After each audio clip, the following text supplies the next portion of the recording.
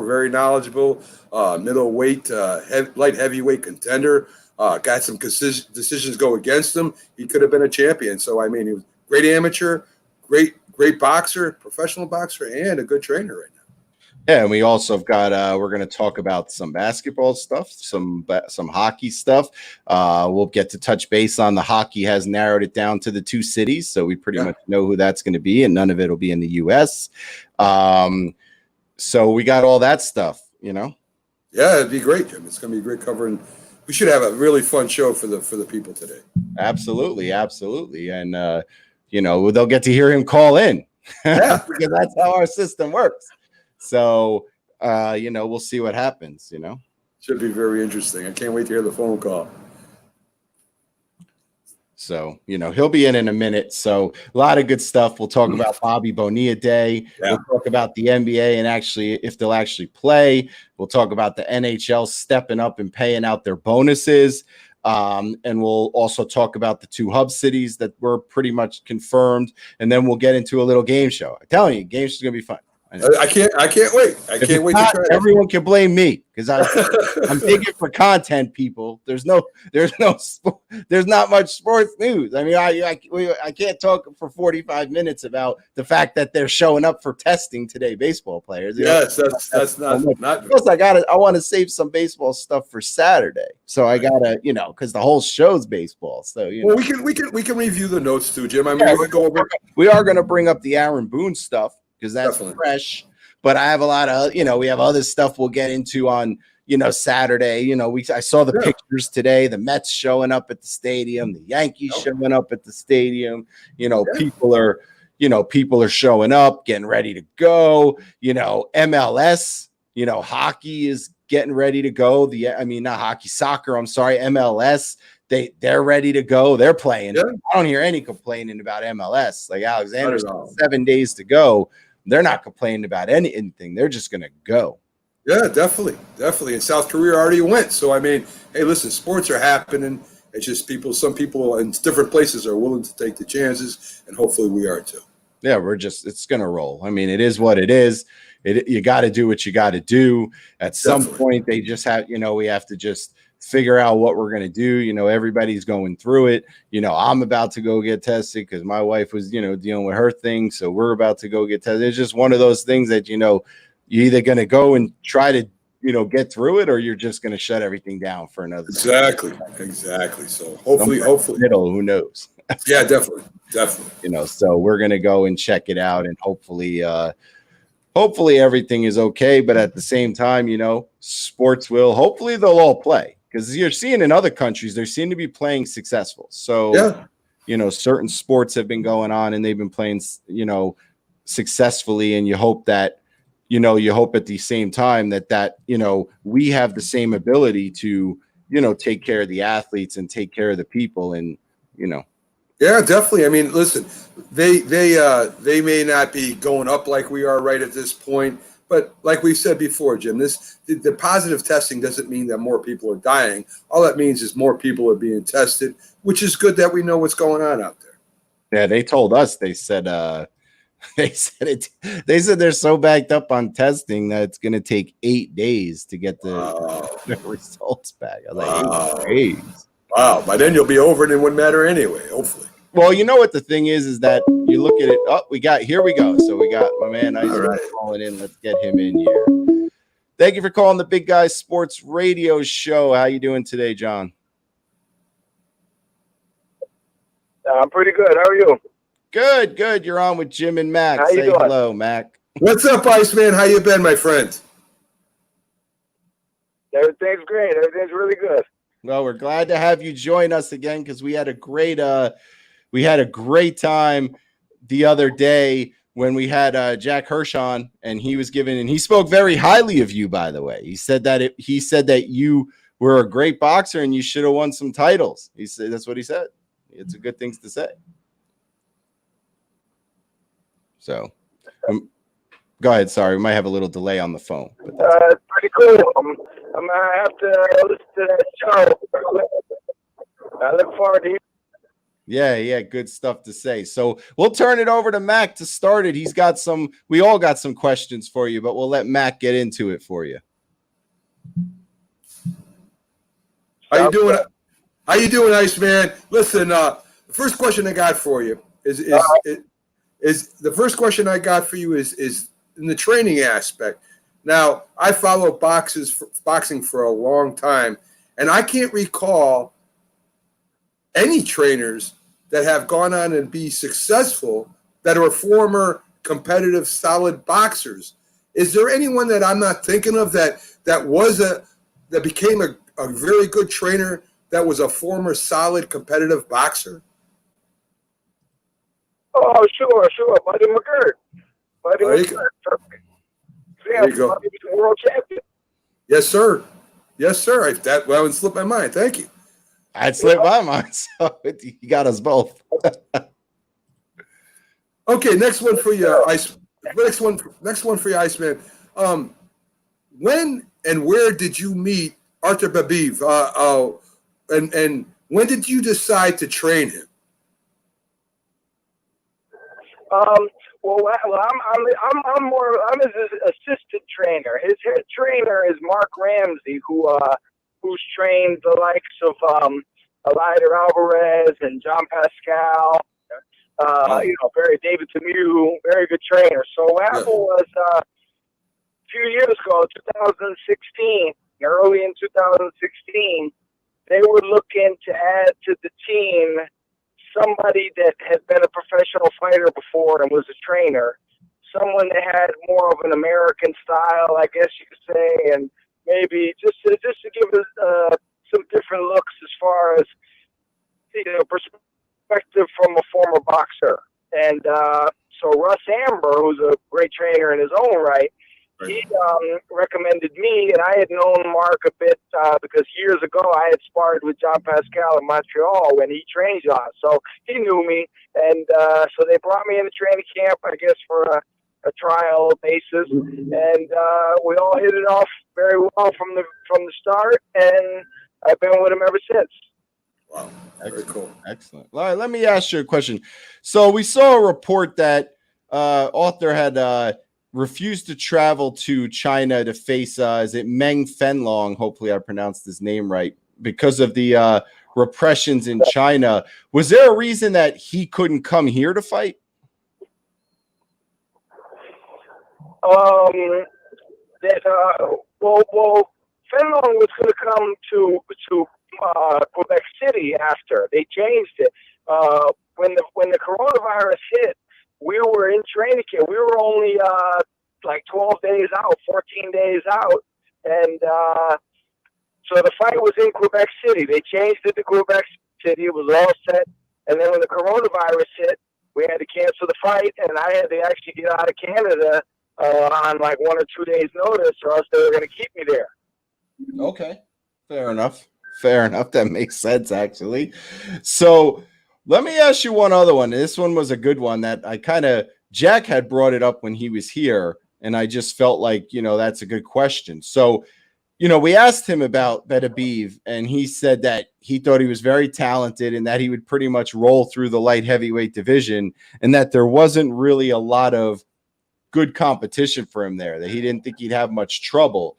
So he mentioned that he thought in the future for him to get the bigger fights, the bigger publicity fights, he might have to move up to heavyweight.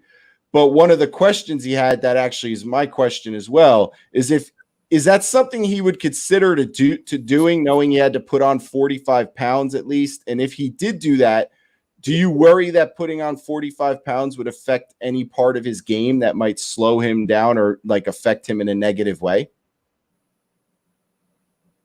Yeah, I mean, I can't see that. I could never see him going to heavyweight. He's a big, solid light heavy, but you're talking guys that are 6'6", 270. Big difference. I mean, Artur makes 175 pretty comfortably.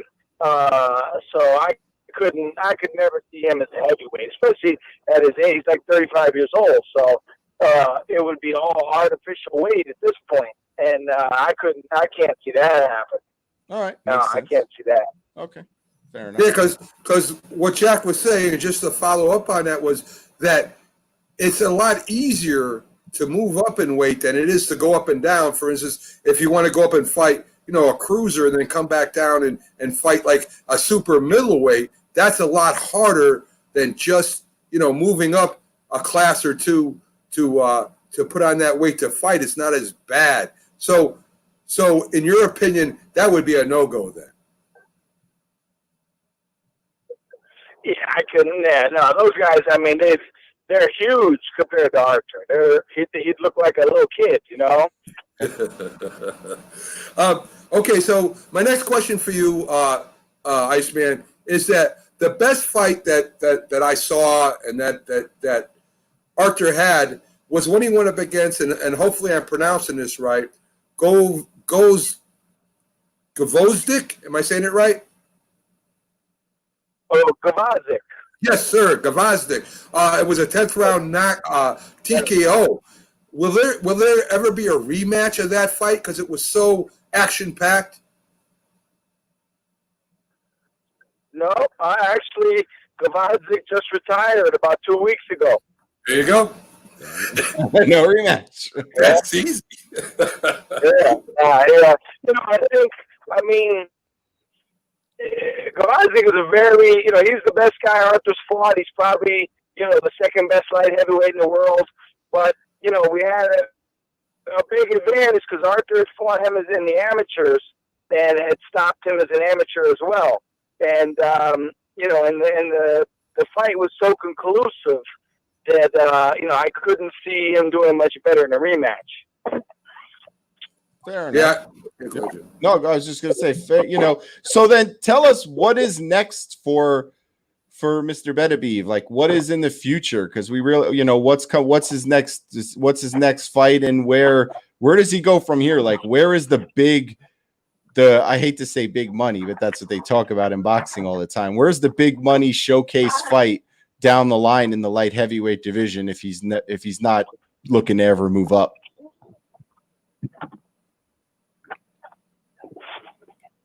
Right now, I would assume that he's got to, fulfill the fight with Fenlong. And then, there's a lot of good super movers that supposedly want to move up. But right now, the best fight, I think for the division is Bivol. Dmitry Bivol is another light heavyweight champion, and he's also a fellow Russian. So there's that angle, just like with the Gvozdyk fight. Bivol is very good. I don't think he could hold Arthur off, but he's very good. He's probably, like I said, the second best light heavyweight in the world right now. So that would seem to me to be the most obvious fight. Excellent.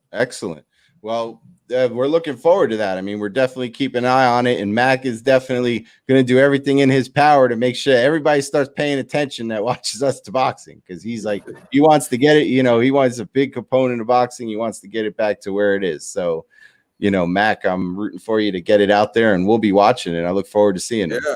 I mean, Iceman, I really hope that I know that Beterbiev Arthur has 2 belts right now. How many belts are left out there for him to fight for? How many more titles in the light heavyweight division? Well, in boxing, unfortunately, there are 4 major sanctioned bodies, which is, I like 2. When I was a kid coming up, there was 2, the WBA and the WBC. Then the IBF came in, and it was all right, and then now they have the WBO. So people generally recognize those 4. So those are the 4. Those are the 4 that we have. But Arthur, in certain divisions, fortunately for the guy who has the belts, like if you have right now, whoever the WBA champion is, say, it's pointless to a degree because you have that belt, but everybody knows Arthur's the best light heavyweight in the world. So they call them belt holders instead of champions. So is there any plans on trying to unify all 4 belts? Yeah, well, Bivol is the WBA, so we're obviously trying to get him. So that would be the most logical course of action. And then Canelo won the WBO. I can only speculate that his people know that Arthur's way too big for him, and it would be too much of a risk. So he gave up that title. So now somebody's fighting for it. I forget who. It might be Joe Smith and somebody. I'm not 100% sure, but somebody's fighting for the WBO. But Bivol is the WBA, and he's the guy I think that's the most logical fight. So a win over him would give us 3 belts. Is that just a matter of waiting the turn with him, or is that something that he's not ducking you guys? Is he? I gotta ask. It's business. So I'm sure they would love to, hold on to the belt as long as they can, without such a risky fight. But money talks. So if they offer Bivol the right money, I'm sure it could happen. So I don't know what their plans are in terms of his team. So I can only hope and speculate. But I know that Arthur is the type of guy. He would really like to unify. He would fight. One thing about Arthur, you don't have to worry about him not wanting to fight somebody. Right. Very cool. Very cool. I mean, one more, Jim. Yeah, yep. One more for. Okay. In the promotions now, I mean, to make this fight happen, whatever belt you're going after, what is there multiple promoters that you go through, that you pick through, or do they come to you and they ask you, what are you willing to do? What kind of money are you looking for? Right. Well, the way it would work is, like Arthur is promoted by Bob Arum. So, Bob's maybe the top promoter in the world, certainly top 1 or 2. And then his opponent has, I believe, if I'm not mistaken, I believe Bivol is with Bobby Arum as well, so it's easy to make. Okay. But basically, in a situation like that, this is where it gets tough, because you get a guy, and say, for example, Arthur is with Bob Arum, and he usually fights on ESPN. But then you get another guy, and he has a different promoter, and he usually fights on PBC or one of those stations. So now you have guys with conflicts. Who's going to give up their TV, and who's going to give up the most money, and all these types of things. So that's why a lot of fights don't get made. Because it's not because of the fighters; it's because of the back room stuff where people can't agree for different reasons. People are in the boxing business are always trying to maintain power, and to do that, they have to be in the driver's seat generally when the fights come up. So a lot of guys won't risk that, and that's why some fights don't happen. Makes sense. Makes sense. Well, we appreciate you coming on and taking a few minutes again to come on and talk about your fighter. And we're both, we're really looking forward to watching him fight and looking forward to the next fight. So please keep us in the loop and let us know when that next fight gets scheduled and how we could go about watching it so we could see it and see what's going on. Yes, sir. Okay, yeah, I'll keep in touch for sure, and hopefully we can gain some new fans through your outlet. It'll be a great thing. So I'll definitely let you know, and we can talk again before the next fight. Thank you. It'll definitely happen, because I promise you, Mac will not let it not happen. Thank you, John. I really appreciate it. Yep. You have a good day, John, and be safe. Thank you. I appreciate you guys having me. Thank you. All right, so we got some insight. So I mean, we one thing we learned for sure is that I mean, and he said it as confident as you could say it, Beterbiev is not moving up to heavyweight. Right, and that he is probably the best light heavyweight in the world right now. So that's going to be hard. As what Jack said when he came on, Jack Hurst said, he's like, this fight that they're lining up with Meng might be a decent moneymaker for him. And then when he does go to try to unify it with Gavajic, I think that's how he said it was said. when he goes to fight that guy, maybe they'll get since Arm is their promoter on both fighters. They should be able to get together, and hopefully these guys make a decent payday. Well, and the interesting thing, what he said actually made sense when we got a chance to listen to it, is that, you know, he's fighting at 175. So for him to go up to heavyweight, he's got to put on at least 45. So you're looking at 220. But 220, even he said it, the other guys are going to be fighting at 260, 270. So he's going to be fighting at the lightest heavyweight weight you could possibly fight at, and he's going to be at a disadvantage. And the height too, only 6 foot. That reach ain't going to be there for him, so he ain't going to be able to stick and move. And like you said, the weight is going to be low. So I mean, he's not going to have a reach. He's not going to be maybe big as these guys. And what did Iceman say? He'll look like a little kid next to these guys. Yeah, so, it'd be ridiculous to even think of him to try to put on like 90 pounds to be close to Fury. I mean, you know, that's insane. You know, what is Fury? I almost got him. I know he wanted to say that the other guy was ducking him. I know it because it sounds. I know he's like, hey, he wants to hold on to his money. He's well, I mean, you got to play politics. I mean, you don't want to get anybody, you know, upset and make it worse. That's how you get paid. You build it up. You know, you build it up.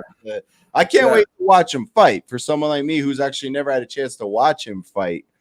You know, because boxing is these days is so hard to see, you know, you don't hear about it as much because unless you're talking about the Furies and the Wilders and other things, they don't hugely promote it anymore. Well, I'm going to tell you and anybody listening out there, if you want to see this guy go to work, YouTube channel, they got a special on him fighting. He's knocked out everybody he's gone against. The man is an animal. I didn't know he was 35. I didn't know he was that old. He don't look that old. He looks not at all 25. God bless him. But boy, this guy is relentless. He's got power. I mean, he stands there and he take your shot and he just starts mauling you. I mean, he's unbelievable. He's like a powerhouse. He's a heck of a fighter. Absolutely. Well, you're listening to the Big Guy Sports Radio Network with Jim and Mac. We are live on Facebook. You can like us on Facebook, Twitter, or Instagram at the Big Guy Sports.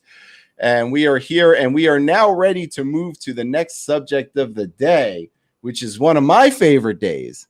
Happy Bobby Bonilla Day. Yes, sir. Let me tell you something. A lot of Mets fans complain about this. But how about giving Bobby Bonilla some credit? Definitely. Like he set himself up to where, and many of athletes in our time have made a lot of money, even boxers, and then blew it all. Broke.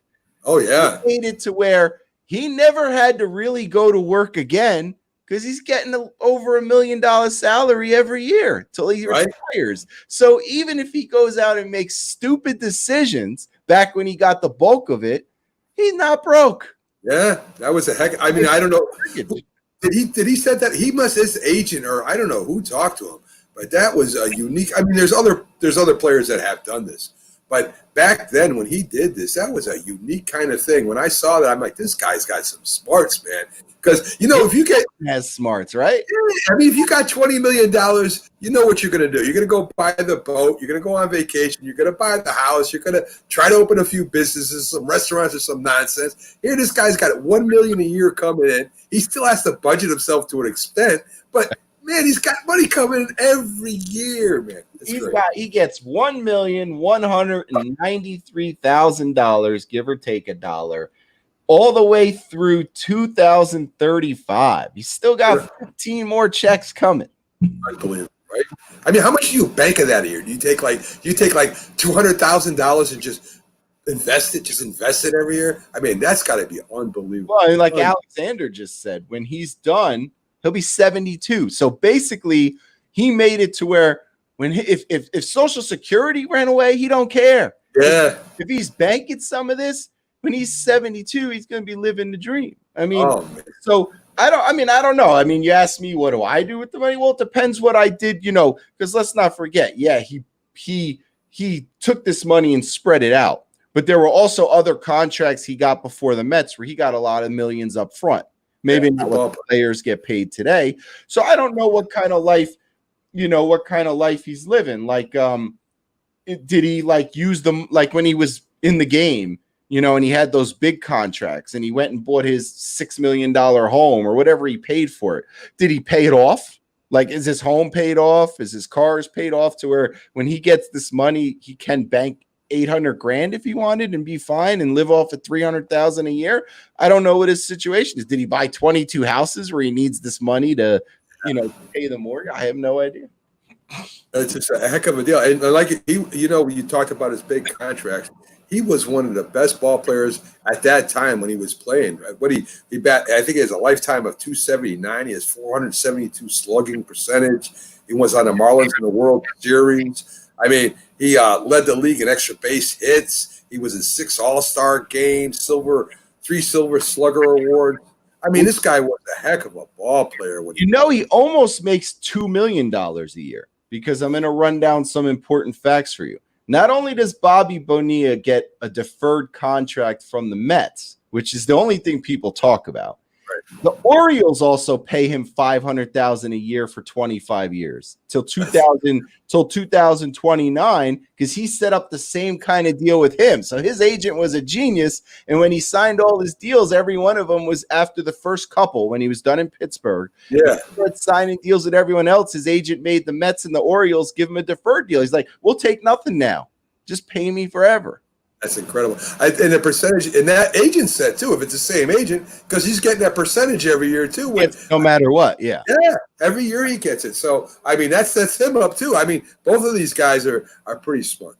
But his deal actually made other people do this, and I want to read some of these because it seems like Bonilla gets like all the press for it, but there's other people who did this. So let me look. So Brett Saberhagen gets $250,000 a year from the Mets till 2029, because he signed he decided to get 25 years worth of $250,000 in 2004. The Mets are paying multiple people forever. No wonder coupons are broke. Anyway, Matt Scherzer will receive $105 million total from the Nationals that get paid out through 2028. So if he retires in 2023, he still gets paid for another 5 years.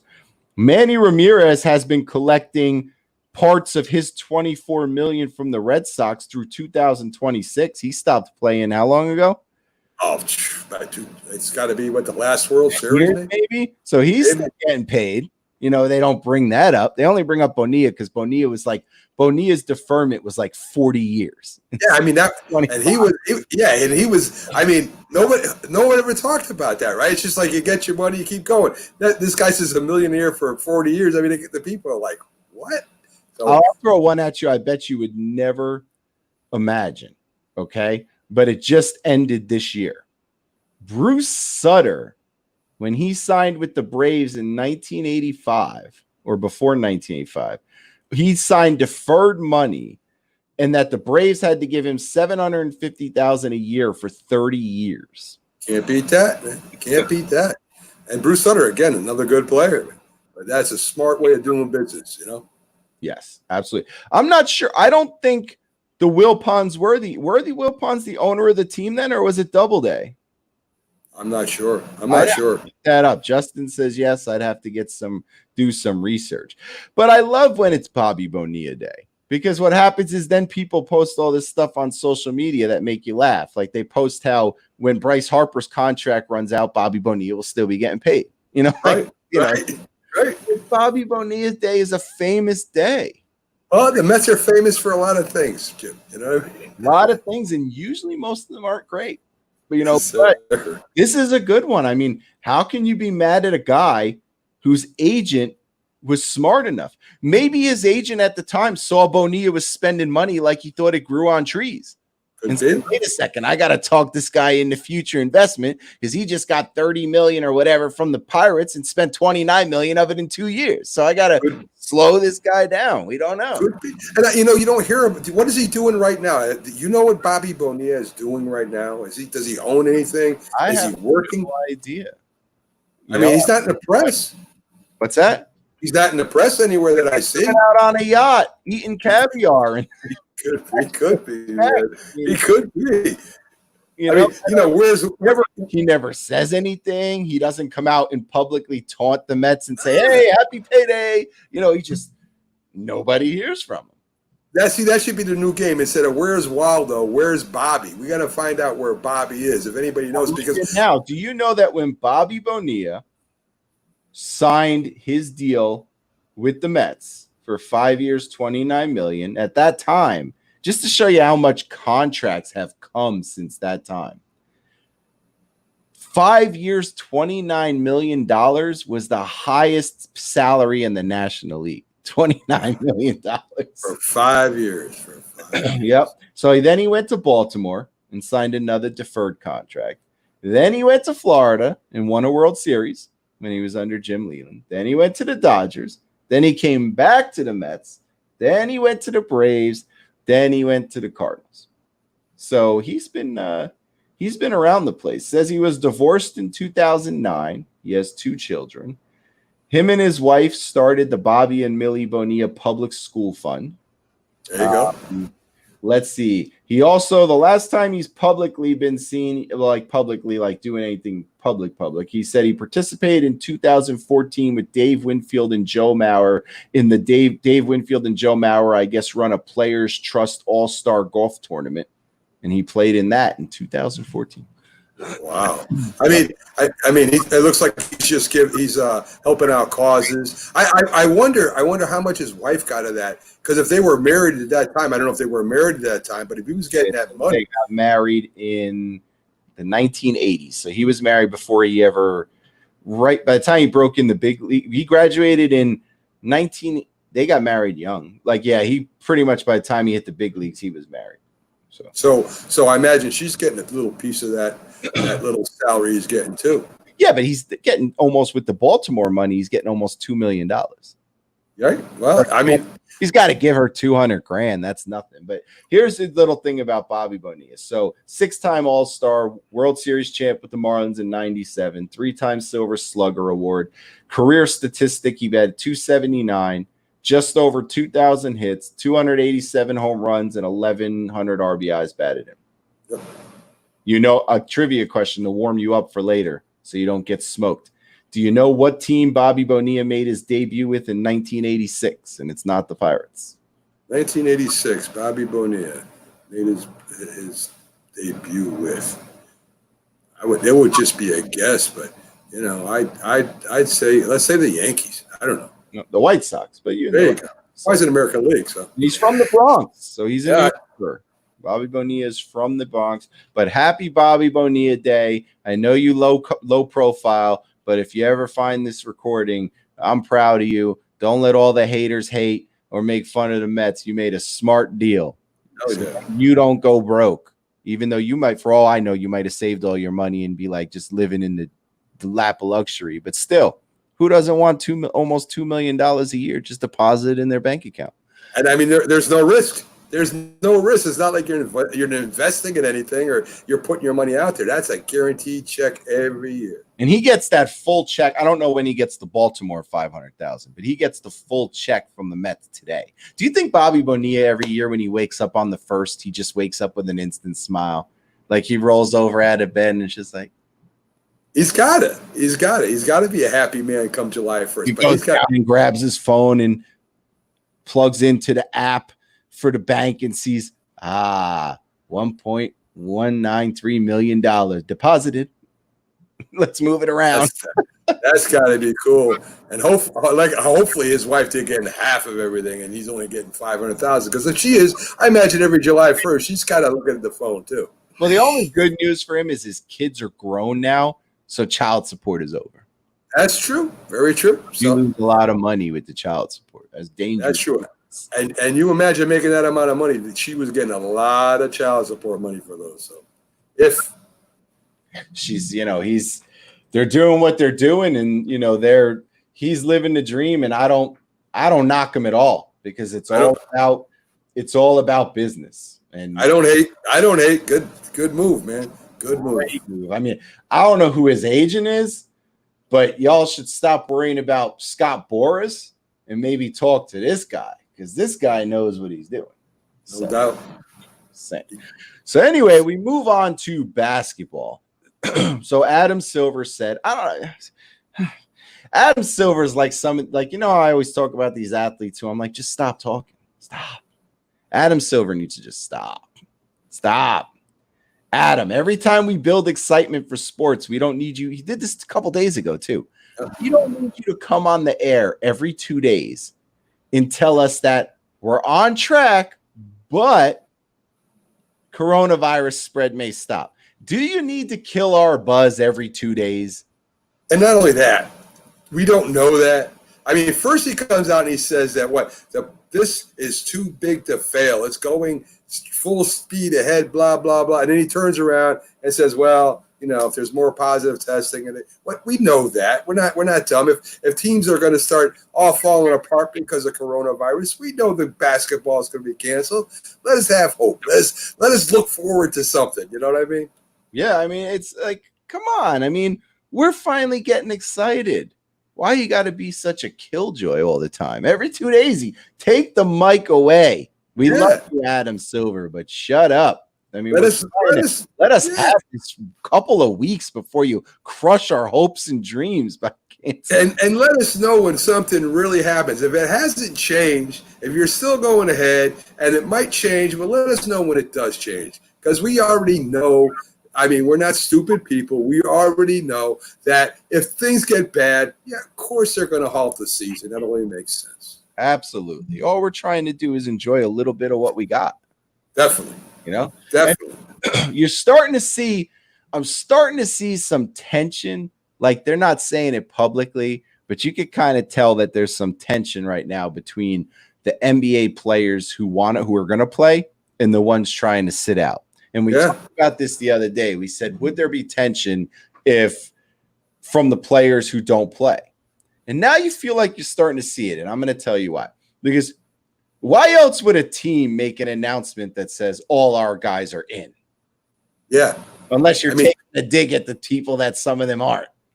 Yeah, I mean, definitely. I mean, unless it's some kind of injury update or some kind of thing. I mean, you don't have to come up with that announcement. Let us know who's not in. I mean, if the Celtics came out with a poster and everything, that's like, we're in. Yeah. We're at home. Yeah. The Celtics are basically saying, y'all are cowards. We're in. That's right. So, I mean, listen, everybody has their decision to make with this, I guess. And if you feel unsafe or you don't want to get paid, I don't know how their contracts are when the NBA. I know we were talking about yesterday how baseball is prorated. I don't know if it was renegotiated in basketball. I didn't hear nothing about it. So, I mean, maybe they can take the year off and maybe they get some kind of supplement. I'm not sure. I didn't look it up. But, I mean, if you don't want to play, you're scared, don't play. I mean, if you're scared for your family and yourself, don't play. But I mean, I'm glad the Celtics did that. I'm glad LeBron James spoke up too and said, we're going to go play basketball. Well, and in the NBA, like, you're already getting the privilege. I mean, you guys get tested, you get the results the same day. Us little folks, we got to wait 5, 7, 8 days. Yes, sir. Not the cure, but by the time we find out, we're dead. So, I mean, at least you're getting the same, you're getting the treatment the same, you're getting to find out the same day. So, they should, and they should honestly, at this point, they should just kick the Nets out of the restart and throw another team in. Give a chance to play. They're all going to fit. Give it to somebody who wants it. Yeah, a lower ranked team. Who cares? Yeah, let them sit out. Let them all sit out. And you know something? Again, we talked about this last night too, Jim. I mean, you got two people in there that want to create controversy, that love the spotlight, that want to be here I am. Never mind the team. It's going to hurt. It's really going to hurt the Nets down the line. Not just this year, but years after too. Absolutely. Well, one interesting thing I did read was that some sports, I think MLB specifically, has mentioned that coaches of a certain age they weren't going to have around the team because it was too much of a risk. The NBA is telling coaches that age will not prevent them from making the trip to Orlando. Well, I mean, I think there's a lot of older coaches in the NBA. I mean, I guess there's older coaches in the Major League Baseball too. No, I think Major League Baseball probably has the oldest of you coaches. Would think. You'll see like a bullpen coach. The Mets guy last year was like almost 80. I mean, the golf cart him out. Just on a side note, I mean, remember Don Zimmer charging after Pedro Martinez? The guy was what? I don't know how old he was, but he ran in slow motion up to the mound. I mean, Pedro chucked him, and then people were mad. And I'm like, listen, Pedro's 105 pounds wet. That's the only person he could chuck is like an 77-year-old man. I mean, it was. I shouldn't even laugh about it, but it was kind of amusing. And you're right. There are a lot of old bench coaches in the league right now. So that's what I just. So you know, everybody out there, be excited about NBA basketball. Just don't watch Adam Silver ever talk. Yeah, definitely equals killjoy every time he gets the microphone. So I don't know. I don't know why if you're going to do if you're going to change it, you just if you got a major announcement to say, go ahead and say it. If you don't, it's the same. Yeah, you don't come back. You know what? At this point, only come up to the microphone and warn us about the virus if you're coming up to the microphone to say it's too bad, we're going to cancel. Very simple, right? Other than that, don't come up to the microphone and talk about the virus. You know, and in one aspect, you got to ask yourself, and I guess I don't even know where they would do this, so it's a hard question to ask. But why the NBA did not have a backup plan if Florida is, you know, if just happens to be like they didn't know at the time, but Florida outbreak, and now it's all over the place. Why did they not have a backup spot? It's a good question. It's a real good question, and I didn't like to plan anyway. That like we said before too. Like I said before, putting all the players in a dome where they're all inside next to each other, and if the virus does hit, it's going to wipe them. Everybody's going to be positive. So I didn't think it was a great idea anyway. I think hockey has a better idea. Only even though it's two hub cities, still a little dangerous. I think baseball has the best idea to play outside and not to travel as much. And same thing with football. We haven't really seen what their plan is, except they're going full speed ahead. But I don't like. I mean, I guess NBA has to play inside. They ain't going to play outside on the courts. But I mean, I agree with you. To put them all together in one spot it seemed kind of crazy to me too. But they have to have a plan anyway, thinking ahead, because if you look ahead, you know, the following season, let's say if it starts in October, you know, you can't just have a whole season be played in Orlando. No, not at all.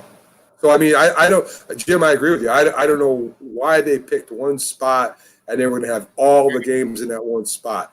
And like I said, if somebody gets the disease, suppose they had another spot anywhere in the country and they divided it up. If Orlando gets hurt or hit, at least you still got some games going on. I don't know if they would want to play it, but I mean, at least you got some NBA going on and we could watch some games. Doing this, you put everybody at risk in one spot, and that could just wipe out. They're pretty much doing it all in, all out. Yeah, definitely. All out. So then on other news, and again, you're listening to Big Guy Sports Radio Network live on Facebook and streaming on the Worldwide Sports Radio Network app. You can like us on Facebook, Instagram, and Twitter at The Big Guy Sports for all your latest news, notes, and to watch the show live. So moving on, we go to hockey, and you got to tip your cap to hockey here for a minute, because hockey, maybe this is why baseball's so pissed off. Maybe they had inside information. Hockey's paying out all their bonuses. Yeah. So they have $300 million due to be paid today. Yeah. With the Maple Leafs getting $60 million owed. The largest bonus is Austin Matthews is getting $15.2 million. But they're paying it. There's been no cut of pay in hockey. Now, granted, hockey almost played the whole season. They were like 11 games away from being done. It's very true. So they were down the stretch. But, you know, you got to tip your cap. I mean, they could have tried to be a jerk about 11 days, especially for a sport that out of the four major sports makes the least amount of money. That's very true. I mean, yeah, I think you got to appreciate that they're taking care of the players and not trying to take them 11 days off the schedule. I mean, I don't know. They are having – but they're not taking away their money. Right. But they are also, Jim, they are playing, the 15 extra games too. And I don't know if the playoffs are divided about, is that part of the base salary of the players? Is that extra money? Are they getting paid? Well, no, because the teams that are playing in that playoff series, which at the most, it could be as 5 or 7 games. It could be 4, 3, whatever. Those guys they're not in the playoffs yet. Right. So they're not making that playoff money. Season pay. There's no playoff money unless you win that series. Right. But regardless, there's 11 to 12 games from every team that's never being played. Like the guys, like, for example, the teams that are home and they're not even getting to play in. They played 11, 12 games less than they should have played this year, and they got all their money. Yeah, I mean, you got to appreciate that. So, I mean, it's good to see hockey step up, and they come to that agreement with the players and the owners to make sure that happens, and that's excellent for the game, and it makes the hockey players want to play too. So that's really good. Right. And speaking of hockey, that's what I was just going to bring up. Alex, always our fans trying to kill my next note, Alex. So the NHL was trying really hard. They had it down to 6 cities in their search for 2 hub cities. They wanted really badly to have one of them be in the United States, in Las Vegas. But now Las Vegas has broken out again. So they got away from that. While they haven't made this official, it's going around, so it's pretty much official. They've selected to play all the games in Canada, Toronto and Edmonton. And I have nothing wrong with that. I have nothing wrong with that. If Canada's got a lot less cases than the United States, so send them over there, let them play over there. It's probably safer. It boggles my mind that America, out of all the countries, is the worst at controlling this virus outbreak. And I've had arguments on Facebook, and I don't want to get off of sports today, with people where I've been like, some people are blaming the government. And I'm like, how do you blame the government for them telling you guys to stay inside and you don't listen? How is it their fault that you don't listen? Yeah, I mean, what are you going to do? Postcards outside everybody's house? That every other country is smart enough to listen, while everybody in America is trying to act like it's some kind of made-up crap. Well, that's people talking who haven't lost anyone from the virus. Because I swear, if one of your parents had passed away, or your daughter, or your friend, you wouldn't call it a hoax. You would say, oh, So, but anyway, that's a side note for another day when I can, if they ever let me go on CNN and yell at somebody. So anyway, or whatever news station. I don't even know which ones are out there anymore. But looks like Canada is going to be the place. Yeah, and we said that too, Jim. When we were talking about before what hub cities, we mentioned Edmonton and Toronto too as good possibilities. Well, I mean, look, Las Vegas, but there's no fans, there's no home game. It's all going to be on TV. Does it really matter if they play in Las Vegas or Toronto, or it doesn't really matter? It's still the same. The ice is still the same. The arena is still basically the same. They're going to play hockey, so at least we got hockey. Well, the only thing you could say about that is Toronto and Edmonton are both in the play-in scenario. So the only thing you could take from that is the only advantage those 2 teams would have is the comfortableness of being home. Agree. But wasn't Vegas involved and had a shot at the playoffs? Vegas was where they wanted. They were going to do one Canada, one in Vegas, but Vegas has recently broken out, sort of like Florida. Right. So, but I mean, the Vegas, well, like I said, I mean, it's basically the same. I agree with the comfort thing. We talked about that before, where you're home and you're there and you got your friends and your family and stuff like that. And you aren't, you're not in a strange area. So that will help a little bit. But I mean, the hockey stadiums are basically the same. It's the same length, same width. The goals are the same size. I mean, so we're going to see hockey. It's going to be on TV. There's not going to be fans there, but at least we get to see a sport be played. Right. I mean, because you could say, well, why don't they put it in one of the cities of the teams that are not competing? Because those are not safe cities. Right. You really want to hub all the teams in Newark, New Jersey, for the Devils? Right. You ever been to Newark? I have. It's not exactly the greatest place in the world. So I don't know, I don't know where you want to, what you want to do it. But hey, Canada's all about hockey. Oh my God, yes. What's wrong with Canada? Like I remember when I've been to Canada, and let me tell you something. When I went to Canada, one of the greatest places I ever visited was where the Canadians play. I mean, it's right in the heart of town. It's not like, where you go somewhere. It's almost like MSG. It's just right in the heart of town. You go and you walk there. They're so passionate about hockey. I mean, it's crazy. It's their number one sport, man. That's their number one sport. I mean, that's what they play for and they live for up there. And that's why the Canadian teams, especially Canadians, that were so good for so long. I mean, they were a dominant hockey team for a long time. Yeah. And another thing just to make note of that, because they've been keeping it, again, hockey does a lot of things the right way. You know, the NHL, excuse me, and the NHLPA are currently in discussions on extending their collective bargaining agreement. There you go. And you know what? You haven't seen it in the press. You haven't seen them arguing like a bunch of babies, like baseball. Nobody argues as much as baseball. They're working on getting it done and keeping the sport healthy. Keep the dirty laundry in the hamper, man. Keep it there. That's where it belongs. Yes, absolutely. So we're almost there.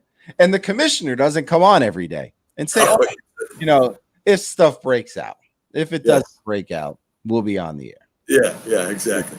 If the moon comes up tonight, we'll play. Yeah, exactly. So I'm happy that he actually is, able to stay quiet for a while.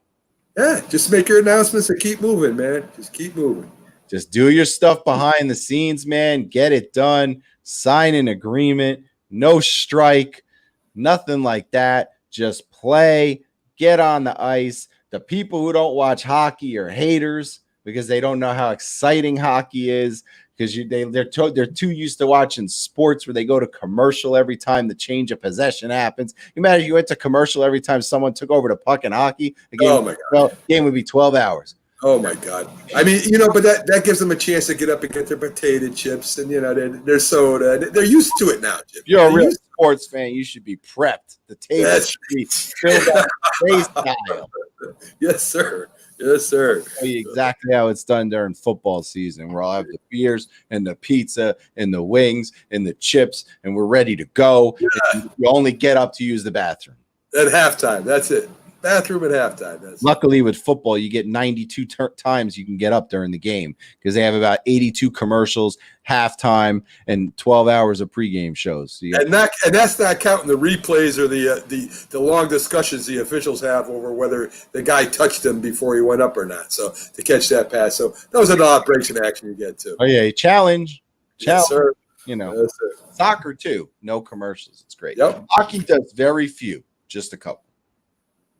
Hey, listen, I went to see him live, Jim, and there's nothing more action-packed than going and watching hockey live. Nothing more like it. Nothing like it. So before we get into our game show today, to see which one of you two are the smarter guy, tell me about hey, listen, somebody's got to win. Listen, he's got a computer. He uses. You see him clicking over there. I'm gonna watch. All right. Tell me about the Aaron Boone conversation. Okay, so when I was on a conference call with Aaron Boone, they were talking about the starting pitchers. They said he said he felt good about his starting rotation. There was no injuries. Siriano is out right now. But other than that, they're all healthy. He won't push him. He won't push him too hard in the beginning. Yeah, Severino, of course, he's out till next year, right? Right. Is he worried about the season ending because of the virus? He says, I can't control what happens with the virus. His job is to lay the foundation to win a championship, to get the team focused and playing their best no matter the circumstances. Okay. So the philosophy changed with players, which was pretty interesting because is he going to play more of the regulars because it's only 60 games instead of 162? He said, of course, the strategy might change, but he loves it. But he loves the depth that he has on the team right now. He's going to be leaning on his bench to help with regulars because he's a little worried about an injury will take you out for half a year to a whole year. So again, he wants to be prepared in case of injuries, and he's going to lean on his bench a little bit. They asked him about a 6-man rotation that some teams are talking about to give the pitchers an extra rest, and he said they'll adjust as they go, but right now it's a 4 or 5-man rotation, and if he has to make adjustments, of course he will. The health considerations, he said his main responsibility as far as the virus and precautions is to drive the message of social distancing on and off the field, holding everyone accountable. Saturday is the official workout date. That's the testing has started already for the players, as you know. Mm-hmm. The civil unrest, he said he's excited about the players expressing themselves. The culture in the clubhouse is good, and to speak their, to be able to speak with their mind and heart. Addressing and communicating with the team, he said, because of the social distancing, he said he would have to address a team like in groups 4 times instead of once. Did Boone mention today? Is he at the stadium? No, he did not. In fact, I don't even know if he was coming from the stadium at that time. I guess he's today's recording day, so I wonder if he's coming in today or they didn't mention where he was coming from, either his home or the stadium. He said he was encouraged very much about Andujar. He's very healthy this year. They'll be playing him outfield and infield on the corners and third base. Outfield, cover your eyes. Yeah. I'm going to ask you before we do this. Me and Matt. The question you were going to ask Boone. Yes, so I'm going to ask you. Aaron Boone. Excellent. Yes, because you want to know something. I'm going to tell you, big guy. They only want to talk to the New York Post and the New York Daily. You got to pay your debt to the ESPN. I mean, they didn't talk nothing about the rule changes. I mean, we got the coach in front of you right now. This is what you want to talk about. What are you going to do this year with the new rule changes, right? You got a man at second extra. You got all kinds of rules going on there right now. So this is my question to you. You'll play Aaron Boone. I'm Aaron Boone. Okay. You're in. I said voice, but I'll be in. Okay. So here it goes. With the new rule on relievers, that you could only have so many relievers per inning, less than you used to have. How will your strategy change in the bullpen use? That's a good question. See? I can't tell you that, Mac, because I'm going to keep my secrets to myself. And I want or Boston to find out. There was only one mention of bullpen, and of course he said, well, the whole team. But they didn't try to, what are you going to do about the rule changes? Because you got to change what you've been doing for the last how many years with relievers. I mean, you're going to have to stick with one reliever at least one inning now. I mean, there's no more. You're going to find the answers to that, because I think Boone and Cashman and all those guys that you've been sitting on with, I think they do this weekly. So you're going to be in there weekly. Oh, they got to say. And you might have to wait a year to ask your question, because, we got to move up the chain. Yeah. At least you're on the call. There's a lot of places can't even get on the call. I mean, Associated Press is bigger than us. Come on. Pretty much. Pretty much. They should take care of us, because we're going to make them look good, because we're not out to put them under the bus just to make a dime. Exactly. And it's funny to watch. It's funny to listen to the reporters out there. Hi, Aaron. They know him personally. And you know something? I don't want to say suck up. They are very nice to the press. Very nice. If something's wrong, they stop what they're doing. They make it right, because the press is very important. Very important to them guys, No, at least they talk to the press. I don't even know if the Mets talk to the press. So, that's something you got to factor in. But that's good stuff today from Aaron Boone. Yes, we have a man on the inside. Yes, sir. Not a lot of people can say that, but we do. So hopefully the Mets will let me get in there. I don't even know if they have press conferences or not. I know the Wilpons just fired 25 of their workers, longtime employees. Some sell tickets too, so they're just so broke they're just firing people now. Well, I'm working. You go ahead. I'm working on the Rangers, the Knicks, the Nets, and the Islanders. I'm trying to get into that media too. I hate computers, Jim. I hate them. I got to do it for the show, but I actually got to have a Twitter account, man. I'm going to be knocking on their door. Not only Alex will go nuts if you get in there. In Justin, if you got the Rangers, they'll go crazy. I'm good. I promise you, I'm going to get in there. I'm going to start getting in on them too. So, and a lot more guests are coming up. I've got guests coming up. We got one coming up Saturday. Yankees coming up Saturday. Yeah, and I'm working on some other big names behind the scenes. I got a connection to some of the bigger stars in sports. So hopefully in the next few weeks, you're going to be seeing a lot more on the Yankee guy tonight or tomorrow, and I will share it all over Yankee land. Oh my God. Yes, I will be. You ready to get your show if you know more than Matt? He's got a computer. I know he'll be like this. I'm not going to cheat. If I see him on the computer, it's automatic 0 points. Let me bring him. You're gonna buzz him? Hey, I'm coming hands up, baby. I got you. I can throw the keyboard away. I don't even need the keyboard. All right. What happened?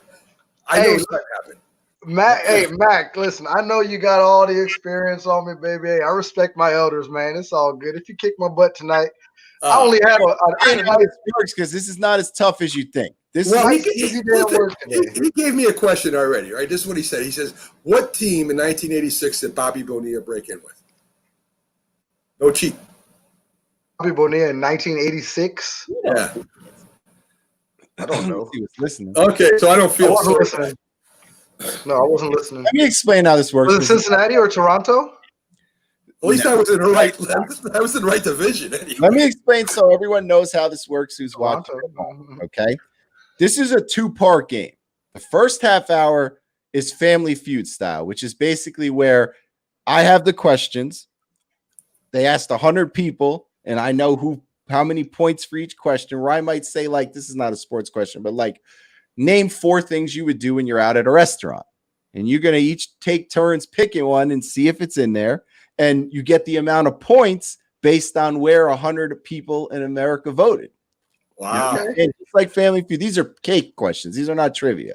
Then let me just say that this is catching me off a little off guard because you know the situation. But we're here. We're going to do it. Mac is on, big dog. Let me go about the second half because that's where it gets tough. After the first half hour of Family Feud, and we total up your scores. Then we go into the second half hour, which is trivia, like the Bobby Bonilla question, where one of you goes, you get a chance to answer. If you get it right, you get 25 points. If you get it wrong, you lose 25 points, and then it goes to the man. So sometimes it's better not even to guess then. No, not a guess is wrong. That's man. But I promise you, I'm only gonna pick questions for the trivia because I got like 200 of them that you guys have a shot to get. I'm not gonna pick them. Okay. So let's start with an easy one. Remember, this is so based on which answer you pick is how many points you get. Because it's like, sometimes you're on Family Feud, you say answer and he goes, and Steve Harvey looks up, and since I was almost about to become Steve Harvey the other day, and it says, oh, only 4 people said that. Well, you get 4 points. You know what I mean? Okay, I understand. All right, now. So here we go. First question. We're gonna let Matt go first because he's younger. All right. If he gets an X, you get to go twice in a row. Do we have an X that's going to come over my face or anything? But I don't. But I All right. Other than boxing, there are 3 answers here. Other than boxing, name a sport in which you're likely to see athletes fighting. Hockey. Hockey is the number 1 answer. 62 points. Hey, you see that, Mac? You see that, Mac? Boom, boom. Name a sport in which you're likely to see athletes fighting. MMA. This is probably, I don't know, it's going to start before MMA. So MMA is oh my God, MMA, they fight guys. All right, Matt, you have a chance to get both answers right. Give me 2. Oh, boxing. Let's see. I said, what did I say the first time? Hockey. That was the number 1 answer. Hockey was the number 1 answer. That's what I said the first time. And honestly, what? Baseball. All right, you don't get 2 choices now. Back to Mac. Other than boxing, name a sport blank right now. You see athletes fighting. Athletes fighting. Got to be football. Football is on there for 8 points. It was the number 3 answer. So this is the last chance. Matt, you either get this one. I don't get to go twice. You do get to go twice. So I said, Matt, what's the other one? Well, wrestling. Got it. Ding, ding, ding. 28 points. All right. So that question, but you're ahead because you got the number 1. 60. How can MMA not be on that list? That confuses me. For all I got this off the internet. This could have been put together in the 80s. I have no idea. I just grabbed what I grabbed. All right. So what might a professional, we're asking for 4 answers. Mac goes first now because Mac got the last 2. Yeah. What might a professional athlete do just after a sports game to avoid getting sore muscles? I would say a sauna bath. Soak in a hot tub. Good enough. 8 points. There you go. All right, Matt, what do you got? What would an athlete do to avoid getting Mac, you ever had sore knees, baby, after the game and you went and dipped them in the ice bath? That was nice. Ice bath. That's a good one. That's up there. Apply ice. 7 points, but you guys haven't got the top 2. That's surprising. A massage. Massage is number 2, 19 points. Can you get number 1? Matt. Hot shower. Mac, Wow. 2 chances to get it, or we move on to the next question. Wow. So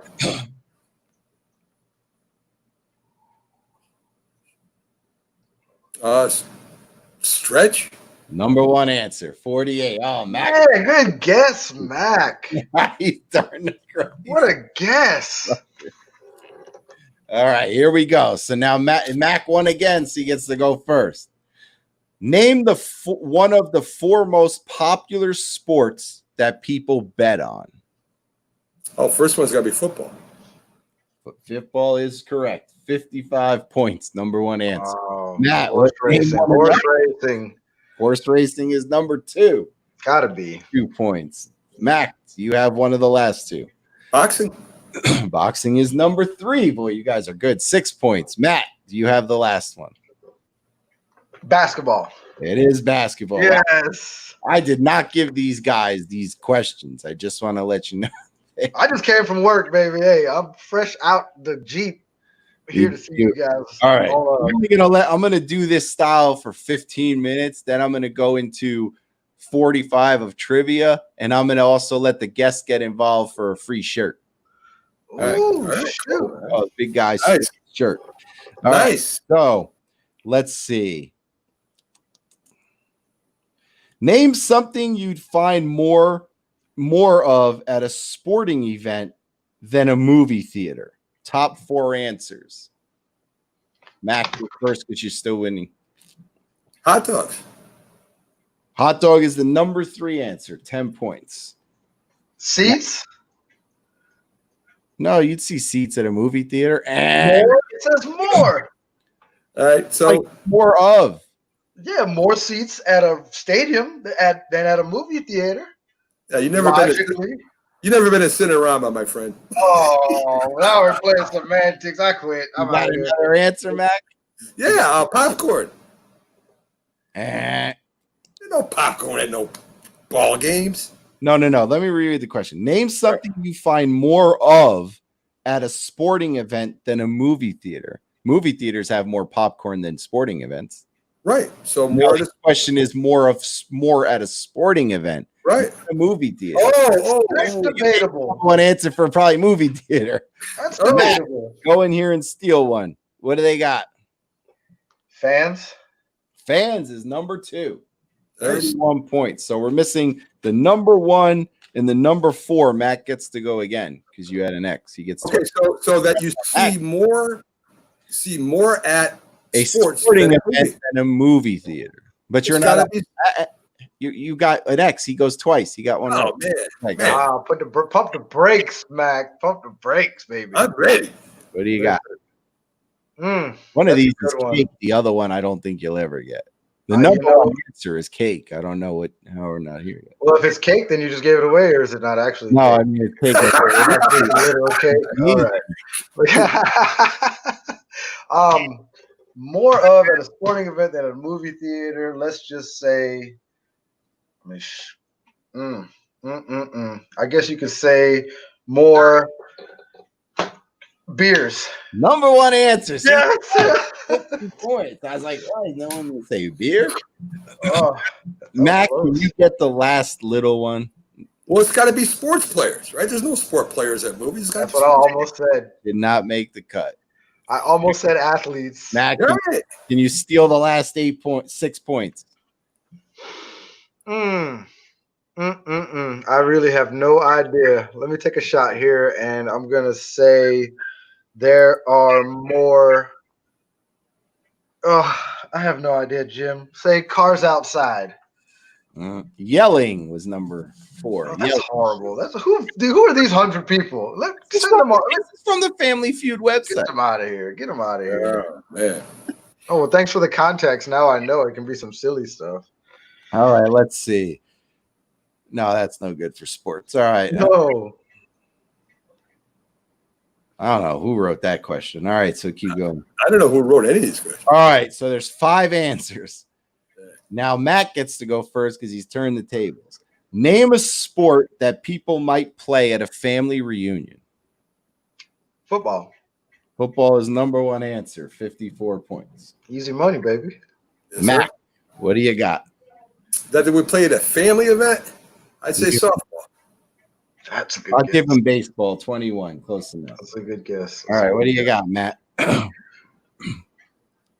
Well, I wouldn't even know. I don't really go hang out with people too much, but I'm gonna go ahead and guess they might play a game of pickup basketball. Basketball is the last answer for 6.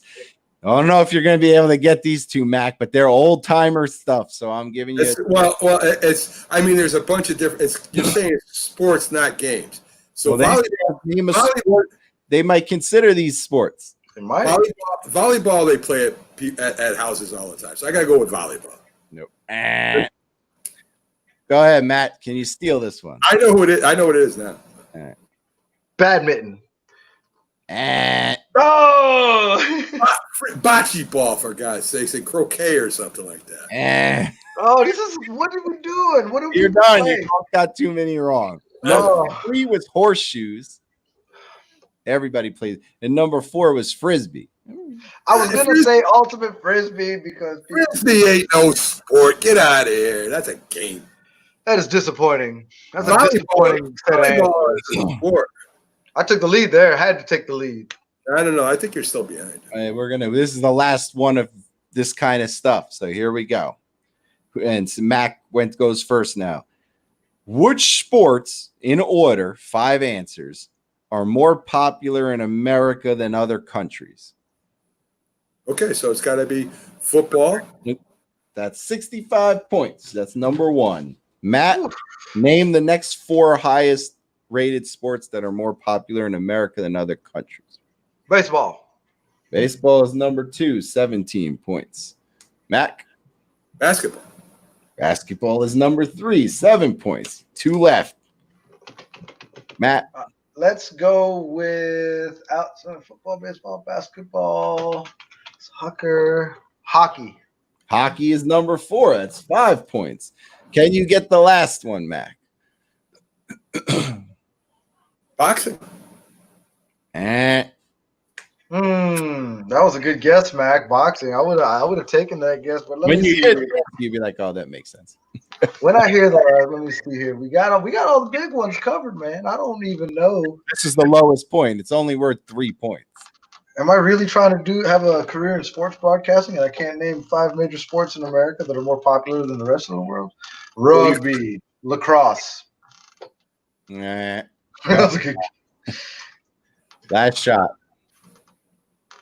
There's no differentiation between women's and men's here. It's just a sport, right? All right. Okay. All right.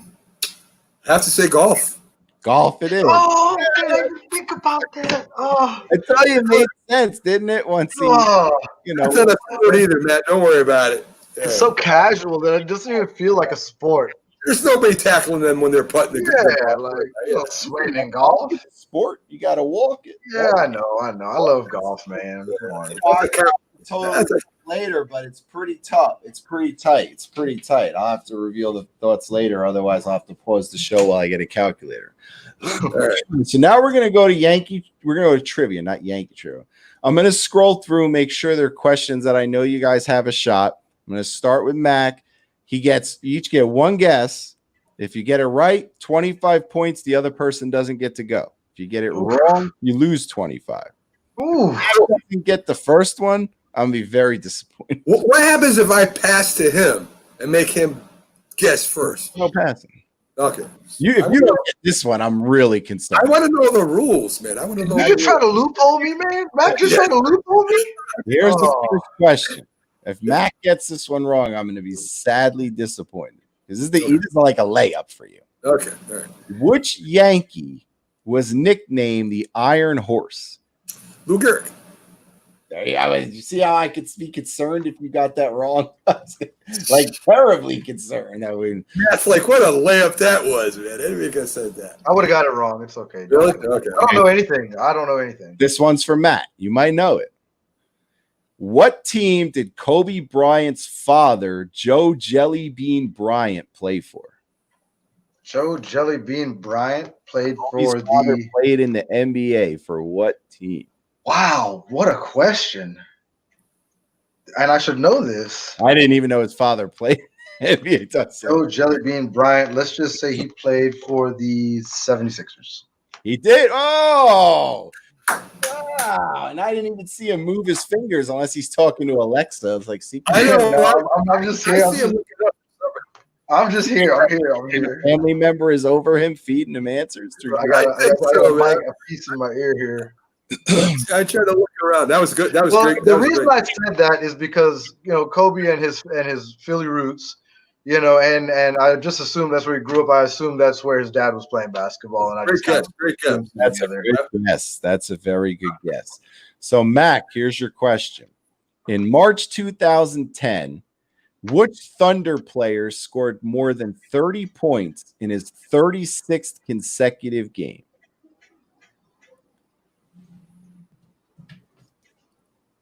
I'm going to have to say Durant. I'm probably wrong. But It is Durant. Well, you're either going to be Durant or Westbrook, right? Yeah, I mean, my guess would have been Westbrook. I would have got that one wrong. I would have said Westbrook. I almost said Westbrook. I would have said Westbrook. I don't know if I should ask this one. I don't know how well you guys know movies. Hit it. Let's see. I don't know movies that well, but you're risking yourself. I don't think you got it. Keep it sports, then. I'm not that pop culture savvy. Let's see. Is it this one? You might get this one. All right. I'm going to put it out there. We're going to test your knowledge. All right. Let's see what's going on. Which tennis star has won 20 Wimbledon titles and 13 U.S. Open titles? 20 Wimbledons and 13 U.S. Opens? Mm-hmm. Who is Roger Federer? Nope. He lost 25. Now, Mac, you cannot lose points, but you could steal 25. Do you know? Is it? Can I ask? Is it male or female? Yeah, it's a female. Oh! I would have said Serena Williams. You would have been wrong again, so it wouldn't have mattered. I'm going to guess Martina Navratilova. No. Billie King. Wow. He took it all the way back. She was the greatest female to ever do it. I didn't take it back to the trip. Happy Canada Day, by the way. It's Canada Day today. And Bobby Bonilla Day. Well, of course. Until 2035. Yes. All right, so we're back to Mac for the question. I don't know if he's going to know this one, but I'll try. Who was the MVP of the 2018 MLB All-Star Game? MVP of 2018. I'll go with Mike Trout. That is a negative. Can you steal this, Matt? You said 2018? Yep. Was it Josh Hamilton? Nope. All right. It was Alex Bregman of the Houston Astros. Am I still living in the past when I said Josh Hamilton? Am I thinking too recent history or too far away? Little bit. So I had a couple of years there in between him and now where it's kind of a blur, but I'm not really sure what happened. All right. You're never going to. All right. So let me ask this one. This is for Matt first. In 2012, Colin Kaepernick set an all-time playoff game rushing record for a quarterback against who? In 2012, Colin Kaepernick set the all-time quarterback rushing record in the playoffs against in a playoff game. Let's see. He was in San Francisco. They were in the playoffs 2012. They were playing against that's a tough one. 2012? Mm-hmm. That was a year after the Giants won the Super Bowl. That it was. They were playing against. I gotta cue the Jeopardy music soon. Oh, Seattle. Nope. Can you steal this, Mac? It was against the Green Bay Packers. Yes. Oh, good job, man. 25 steal. And I totaled up from the Family Feud thing, and coming into this, Mac was up 278 to 251 coming in. True. I'm getting ripped off somewhere down the line here. I can feel it. I'm getting pencil whipped. But now Mac's got a chance to double up, and this is going to go back to his roots. So let's see if he gets it. Who was the first person to repeat as Cy Young winner? First person.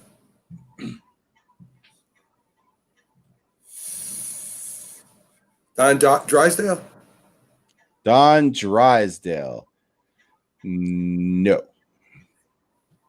But, you're almost, I think they played for the same team, so you were close. So there's Matt. Matt deserves a, I don't know if they were on the same team at the same time, but Matt deserves they were on the same team. I know who it is. So Matt, who can you steal? Does my face tell you? Pretty much, yeah. Does my face tell you? Okay. Let me think about this. The first player to repeat as a Cy Young winner. What was this, back in the 60s, 70s? I couldn't tell you the year. Hey, does his first letter of his name begin with S? Yeah. I know who it is. Come on, Matt. S. That doesn't help me at all. He's not going to lose any points here. It's either a get it or he gets nothing. S. It starts with an S. I'm supposed to know this then, Mac, aren't I? And when you say it, I'm going to be like, no stuff. One of the greatest pitchers of all time, dude. Why does this happen to me when you put me on the spot? My brain freezes, and all I see is your face condescending me for not knowing anything about baseball. Oh, my goodness. I'm so stressed out right now. I don't know, man. All right. All right. Just give it up. I give it up. Sandy Koufax. All right. Let me see if I had no idea. Let me see if I get Matt one. He'll know. How old was Barry Bonds when he hit his 500th career home run? 41. Mac, you want to steal this for free? I would say, 35, 36? 35. Nope, it was 36. You almost had it. He was old. I knew he was old. I knew he was above 35. I was like, he's old. 45 or something crazy. Get out of here. I said 41. All right, so Mac gets a Yankee question here. What caused Aaron Judge to miss playing for 8 weeks in 2018? Injury to his ribs. Nope. Matt, you want to steal it? The wrist injury. But it wasn't to his ribs. It was a wrist injury. It was a wrist injury. So Matt needed that bad because he needed that real bad. It's fine. I needed that real bad. Here's one for Matt to hopefully get himself back in. We're going to find out. What team did Steph Curry sign with for the 2018-2019 NBA season? Oh, I spoke about this so much. He was with the Blazers. He was. Wow. Matt is coming back. I had to think about it. I was like, I watched this game on TV the first time he played. So some breaking news while we're in the middle of our, our little thing here. I don't even know if it's breaking news, but Buster Olney is a pretty, we can get into this Saturday, but Buster Olney is a pretty long time influential baseball reporter. He said during an interview today that he believes there's a 5% chance the baseball season starts on time and a 0% chance they finish the season. Correct. That is what he said this morning. Well, that's what he said. So that's not very common. Listen, is Buster Olney related to Adam Silver? Is this they're talking?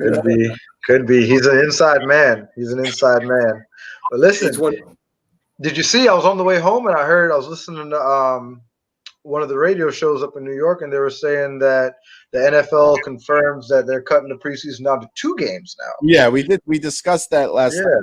I wasn't watching. But that was just for this season. But I know they wanted to permanently anyway. They don't like to. We had a discussion about this, Mac. Yes, we did. My phone was dead on the way home. I couldn't watch you guys. Yeah, I didn't like the. Don't worry, we'll be on the app soon. I told Mac I don't care about preseason. Mac loves preseason. We did a whole 15. Yeah, we did. Yes, I can tell you that. All right, this you might get it because now I got to add the numbers. All Is it my turn? No, you just got the one right about the Trailblazers. That's beautiful. You're back in the game.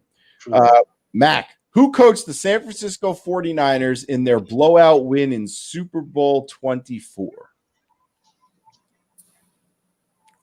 George Seifert. Yes. Wow. You guys. Good job, Mac. That's impressive. I had no Great idea. job. I had no idea that he would get that. All right, Matt. Which NFL? That was good. I can't. That was really good. NFL team hired Steve Wilkes as their head coach. Which NFL team hired Steve? The Cardinals. Oh boy, they're heating up. They're heating up. I know that they don't even see there. I gotta go to the next page. That's how bad they're heating up here. I didn't know he said that this morning only. I saw that now. Okay. Oh, here's one. Mac might get this, but this is more like, I think if you don't get this, Mac, I think Matt will steal it. I think he knows this one. All right. Where did 2017 NFL first-round draft pick Myles Garrett play college football? Matt knows. I could tell him. He crossed his arms as a giveaway. No, I don't. I'm thinking right now. Myles Garrett. You get your phone. I got him. Myles Garrett. Oh man. But this is a gimme for Matt. He loves the college. So he's in there. I'm going to take a guess. I'm going to say Georgia. No, if it was Georgia, Matt would definitely know. Well, that's what I said. Matt knew it. I wish he played at Georgia. That would have been amazing. He played at Texas A&M. I told you he knew it. I knew it. I knew it. All right, so this is a chippy. So Matt, you're on a roll. It's your turn. All right. Chippy is it's a. Don't say that because you put me under a lot of pressure, Jim. See, you're putting me under so much pressure, you jumped out the screen. Yeah, you did. You froze, man. Yeah, But there he is. Hey, Jim. The Mac's still gone, right? No, Max here with us. I don't see. It's okay. He's here. What's your question? I've been here twice. I have a feeling Mac's been here, so I don't know if you've ever been here. So maybe you'll get this. What city is the home of the Baseball Hall of Fame? The Baseball Hall of Fame. My Cooperstown. There you go. You've been to Cooperstown, Mac, haven't you? Matt, Yeah, Max definitely, but I've never. Unfortunately, I've never been blessed enough to walk those hallowed grounds. But one day. Beautiful, beautiful little town. Yeah. All right, Mac. The Kansas City Royals won the 2014 American League Championship Series 4-0 against what team? Wasn't that the New York Mets? No, that's the World Series. The Mets won a game. Who did they win to get to the World Series? Who did they sweep? Who did they sweep? I should know this.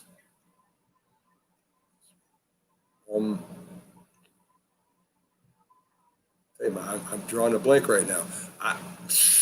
Only so many teams in the American League. That's for sure. There's so many teams in the American League. So many teams in the American League. Should I give him a hint, Matt? No. Okay, no hints, he said. I'm getting my butt kicked right now. I'm not going to go ahead and get any leverage on you. You're ahead now. Max, fine. Give him a hint then, because I don't know. All right, they're from the AL East. Oh, you gave it away. I know who it is, though. So I'm going to say Toronto. Nope. Chance to steal, Matt. Ooh, Tampa Bay. Nope. All right. Baltimore Orioles were in the American League Championship. That was my first guess, but I felt like it was Tampa. Under Buck Showalter, too. Oh, really? They had that really good year, remember? That's right. Kyle had it. Kyle had it. Excuse me. Who went first there? That was Mac's question, yeah. Okay, so this is Matt's. Now, Matt, I can promise you if you don't get this one, Mac will. Oh. Who is the Say Hey kid that hit over 600 home runs? Who is the nickname the Say Hey kid that hit over 600 home runs? I've never heard that before, Jim. Oh my God. Oh, I haven't. I've never heard that before. The Say Hey kid? Yeah. Jesus Christ. You said it. Jesus Christ. He played like that sometimes. Why don't I know that? You should know this, man. The Say Hey kid that hit over 600 home runs. Griffey? Mac Steele. Willie Mays, dude. Willie Mays. I don't know that nickname. I've never heard that before. I haven't. I've never heard that before. That is the first time I've ever heard anyone say that. Oh, wow. I knew Mac would get it, so that's why. Yeah, I've never heard anyone say that before. Okay, I did. Now you know. All right, so now it's up to Mac. So Mac has a chance here to get back. Need a history book. That's an easy one to say, kid. And how many people have hit over 600 home runs? In what city is the Little League World Series played every August? I should know this.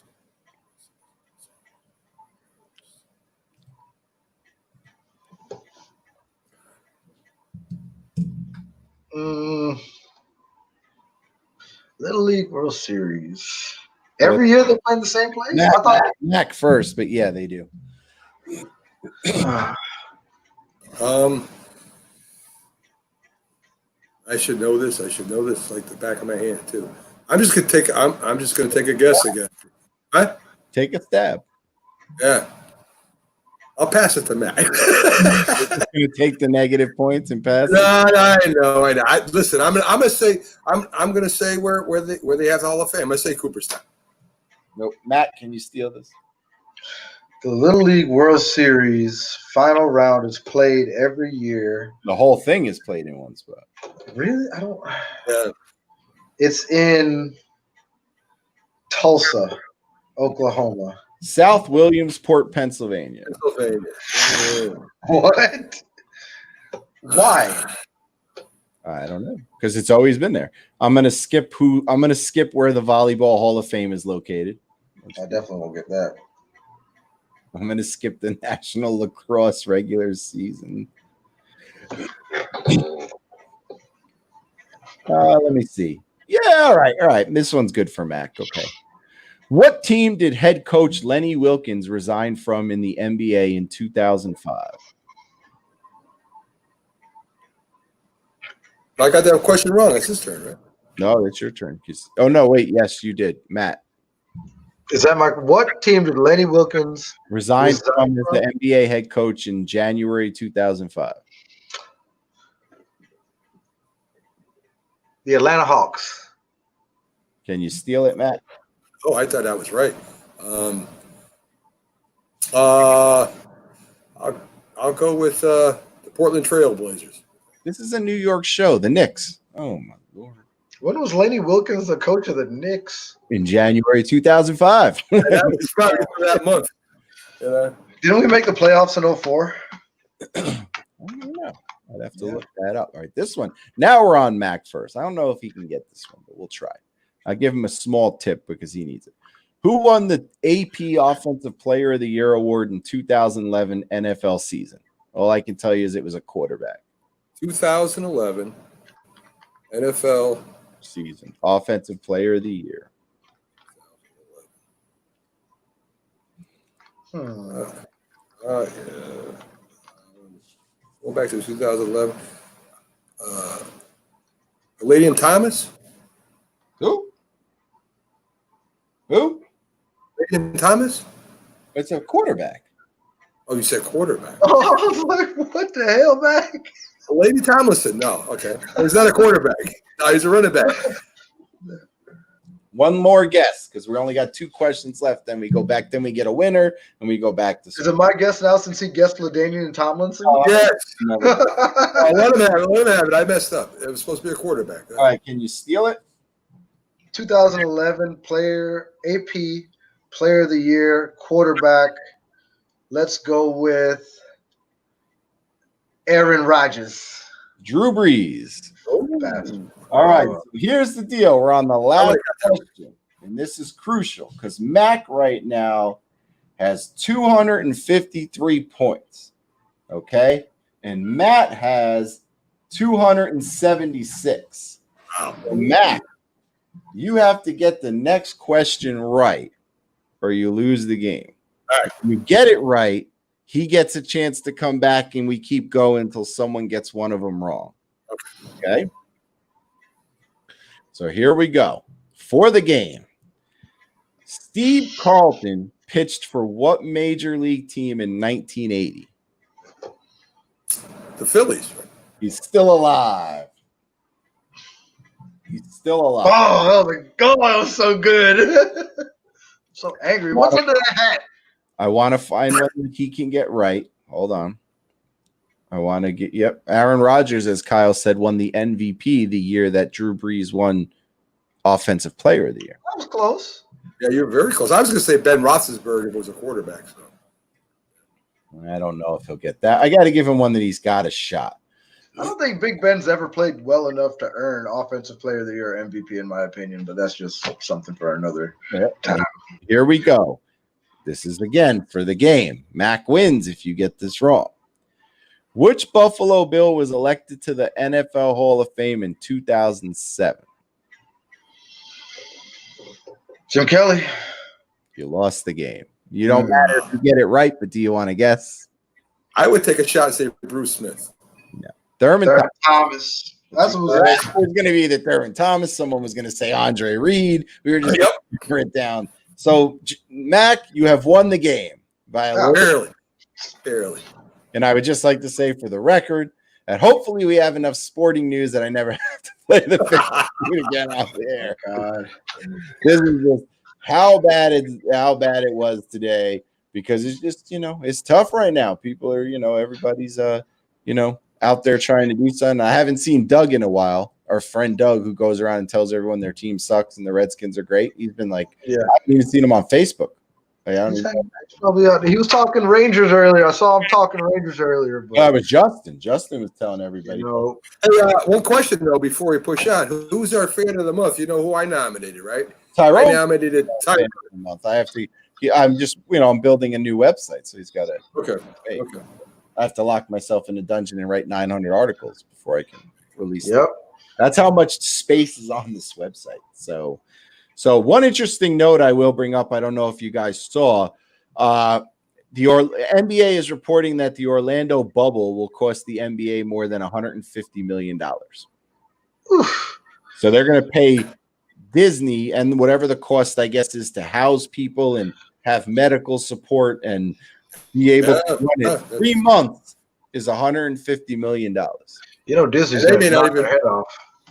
And they may not even finish. I mean, they may not even finish. That's all paid for now. They may not even finish the playoffs there. Once they test everyone and they see that, once they realize everyone can be contained, I think they'll be okay. They might be able to finish if they do it right. But I think the players are going to be the ones with the issues that's going to come out and say, hey, man, I can't be out just isolated all the time like this. Those guys want to go out and interact and stuff.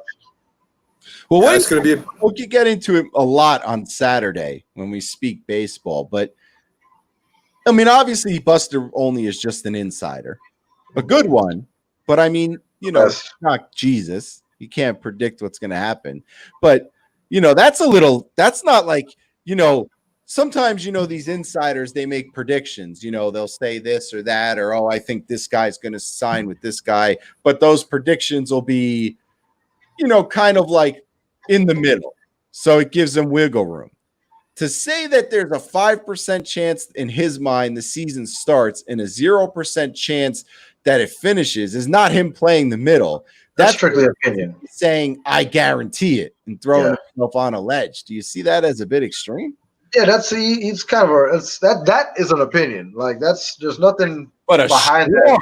No, I mean, but there's nothing based in fact behind it to say that would be the case. For him to say that he's that confident that it's that low of a percentage to finish, I don't think so. But I mean, he knows a lot better than I know. I don't know nothing compared to Buster Olney. Don't get me wrong.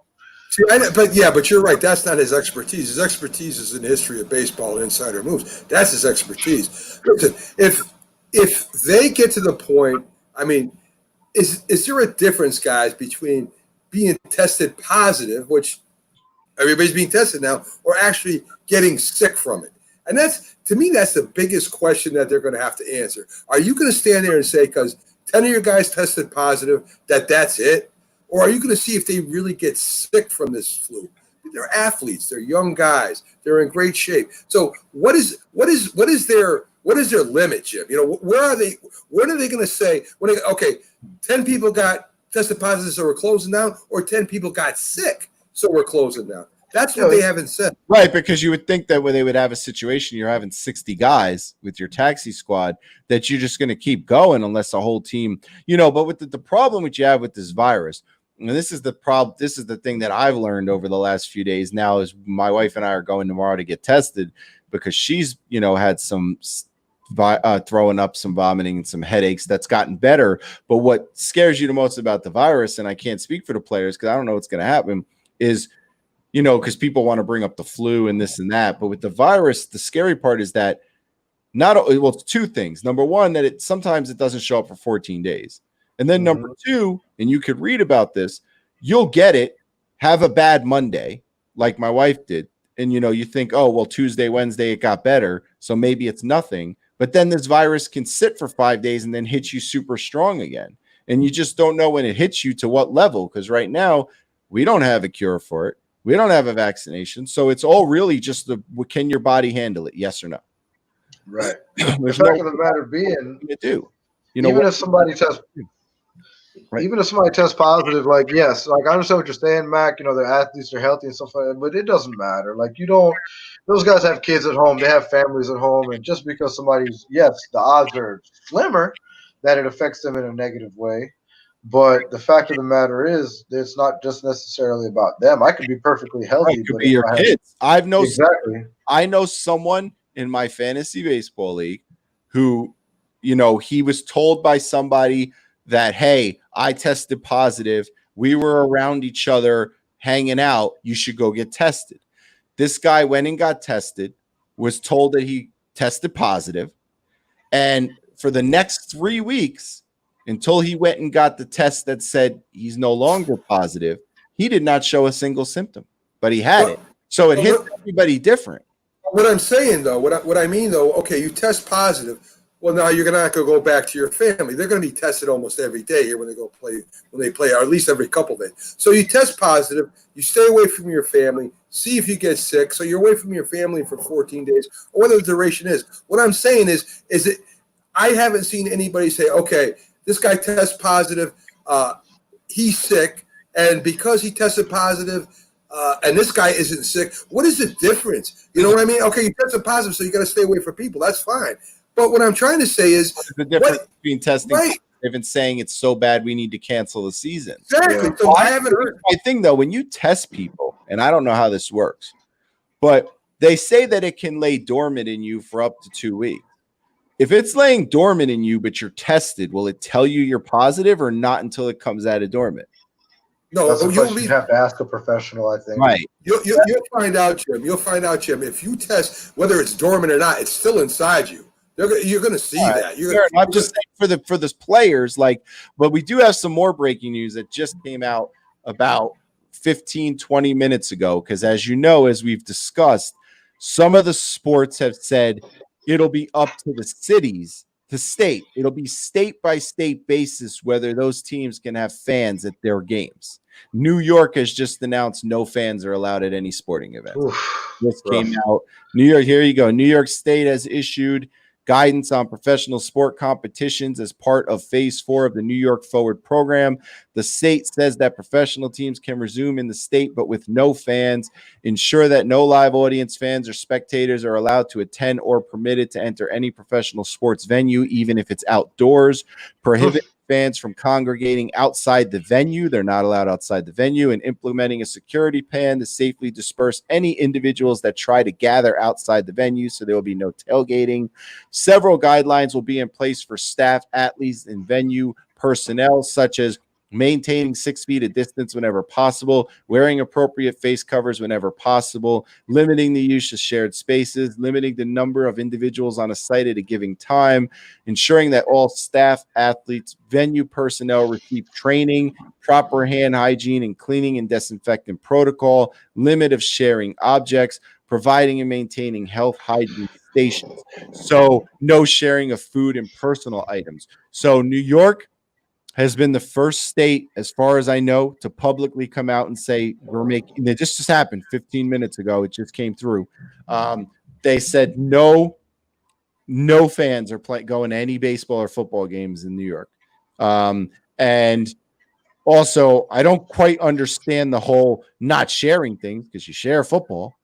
I don't know. I mean, not share what So I'm not going to share a hamburger with somebody, but so New York will not have fans at all. Not even 1,000 fans. The further along we go, man, the more and more it looks like we're not really going to have a chance to see too much going on as far as fans and stuff are concerned being in venues until they're going to end up having I don't really know what to do as far as how to control it, because there's really nothing. You can't test everybody at every game. You can't do instant testing at the gate. What are you going to do? Sell out, do a bubble, sell out a stadium, and let those same fans come every week and watch the game. I don't think you can do that. There's nothing you can do. You understand? There's nothing reasonable. Exactly. There's nothing feasible or reasonable that you can do. Matt, until they come up with a vaccine, I didn't think that there was going to be. They keep talking like there was going to be fans here. I didn't think so, because there's no way that you can have fans go and you're going to say these six seats apart, but they're out in the parking lot together. You know what I mean? So there's no way, as you're saying, you can control that. So I really didn't believe when they said you could have 5,000 fans that was going to happen. I mean, that there's going to be no fans. If the players want to play, they're going to get paid and they're going to play, and it's going to be on TV this year. Yeah. And just get used to that. That's the way it's going to be. Did you guys see that the Packers gave Jordan Love a fully guaranteed $12.5 million contract? Yes, I did. And they gave him a $6.5 million signing bonus. Well, I looked at that and I didn't feel that anything on that was out of line, just because of the fact that I looked at some of the bonuses that other players received being picked where he was picked. Maybe a little bit high, but I mean, he's the future. They drafted him for 3 years from now. Fully guaranteed though, man. Like, you give them fully guaranteed money. Come on. Like, what? That's crazy. He's the guy that you think in 3 years is your long-term quarterback. Why not? You're putting 12.5 plus 6.5 into speculation of a guy who came from a smaller program. It might be quicker than that. You watch Aaron Rodgers get a little attitude. I don't think Aaron Rodgers is going to be in Green Bay in another 3 years. I don't think that's happening. No, I really don't. No, another 3 years left, I believe, on his deal. He'll be out of there before then. Yeah, I think so too. Especially if he struggles even a little bit, because albeit what they called a down year for Rodgers last year, it was still a great year for most quarterbacks. He held up against another quarterback, So I know he still has a lot of football left to play, but I know he just kind of rolled his eyes when they didn't draft him a wide receiver in the first round. Did you see this thing from the soccer players in Florida? So the MLS is getting ready to hold a tournament next weekend inside the Disney World. Facilities, right? And one of the players put a picture of like a I'm talking skinny ham and cheese sandwich they bought at Disney. Disney charged them $65. That's what they're doing. They're inflating. Listen, a lot of Disney, the thing about it is a lot of those places inside of Disney are private vendors. Okay, and so like when they know spring training is in town and the Braves are in town and all these teams are coming and going and they're staying at the local hotels up there, and these players are coming in, they have to eat and stuff like that. Things you'll see on the menu that are normally $10, $12, they're charging $30, $40, $50 for, because they know these guys have the money to throw around and buy it, and they have no choice but to buy it. So, Disney has their own little way of doing business, and that's for them, and that's cool. And best of luck to everybody on the property and to Disney as a company. You get a better sandwich at Jersey Mike's for $8. Talk about taking advantage of a situation, right? We talked about the Patriots taking advantage of the situation. Look at these guys. Look at these guys getting $50 for a sandwich. Wow. It's questionable at best to allow those practices, but I mean, questionable. But I remember being at Disney anyway in February last year with my wife, and a hot dog and a bag of chips was like $9. So it'll run you up there now. It's costly. Well, I get you. We planned, but I get you. So we got the weekend coming up. We got 2 good shows coming up this weekend. We got the baseball show on Saturday. We're gonna tell them a little bit about our guest for Saturday. All right, the guy that publishes book here, and it's a very popular book. It's about the Yankees. It's called A Franchise on the Rise. It's my personal book. He's a well-known author. He went through a lot of different people to get this book, put together and written. Give me a name. Is his name or the name of the book? Oh, his name, Dominic Amore. So Dominic Love. So this is the guy that's going to be on the book. Not me. I haven't. I got it from my sister for my birthday. She knows how much I love the Yankees and the history of baseball and stuff like that. So she got me that book, and behold, I look on the cover and I say, He's from around here. I know him. I can get in touch with him. And he also writes. He's a columnist for the Yankees. He's been covering the Yankees forever. He has a lot of awards from the Sports Writer Association. Very knowledgeable man. Very knows a lot about to talk Yankees or book or both. I would love to talk to his book to start off with, so people can see what this book is. Maybe coming out, or is the book that you're behind? This I know was just released 2 years ago, so I haven't talked to him about any more books. But he's covered the Yankees for many years, so we'll be able to talk about his book hopefully. And get some information about the Yankees too. Because we have him coming up this Saturday. Saturday is obviously a baseball show. Camp opens Friday, so we'll be able to talk about camp.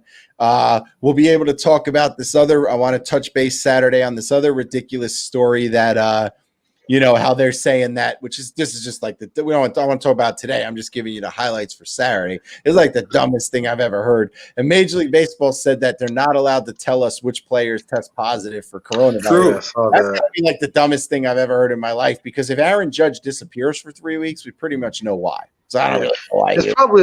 That's probably falls under some kind of HIPAA thing or something like that. I don't know. That's Saturday, but that's well, when I talked to Cashman guys, that question was asked of him, and he said it's not an agreement that he can personally say the names of the players that have this, because it hasn't been negotiated. And you know how those union and owners go at it. They don't want to get Yankee fans crazy if that happened to Aaron, because they're going to be wondering the whole time, does he have the coronavirus and we'll see him in 2 or 3 weeks?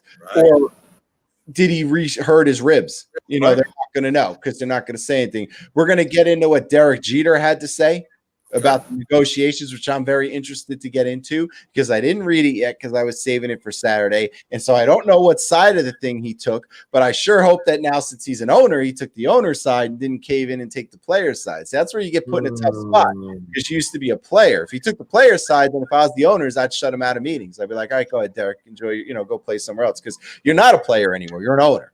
So you got to be owners now. That's got to be smart. That's a decision you decided to make, but I didn't read the thing. So we got the Saturday thing.